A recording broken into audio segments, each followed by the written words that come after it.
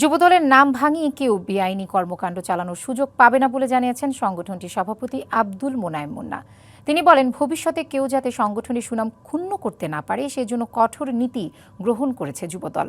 বুধবার রাজধানীর নয়াপল্টনের একটি হোটেলে সংবাদ সম্মেলনে এসব কথা বলেন তিনি। এ সময় এক প্রশ্নের জবাবে সংবাদ মাধ্যমকে নৈতিকতা ও পেশাদারিত্ব ঠিক রাখার আহ্বান জানান যুবদল সভাপতি। যুবদলকে জড়িয়ে প্রকাশিত সংবাদ সত্য নয় বলেও দাবি করেন তিনি। সংগঠনের সাধারণ সম্পাদক নুরুল ইসলাম নয়ন বলেন, অভ্যন্তরীণ বৈঠকে মতানৈক্য হওয়া স্বাভাবিক, কিন্তু সেটি কখনো শালীনতা লঙ্ঘন করে নয়। এই যে সিন্ডিকেট নিউজ, আমরা এটার বিরুদ্ধে, আপনারাও সোচ্চার হন, কারণ সাংবাদিকতাকে যারা কলুষিত করছে তাদের বিরুদ্ধে আপনাদেরও সোচ্চার হওয়া দরকার। কোন ব্যক্তি কিংবা গোষ্ঠী সংগঠনের নাম ব্যবহার করে বেআইনি কর্মকাণ্ড চালানোর কোনো সুযোগ পাবে না। ভবিষ্যতে যাতে কেউ সংগঠনের সুনাম ক্ষুণ্ণ করতে না পারে সেজন্য জাতীয়তাবাদী যুবদল কঠোর নীতি গ্রহণ করেছে।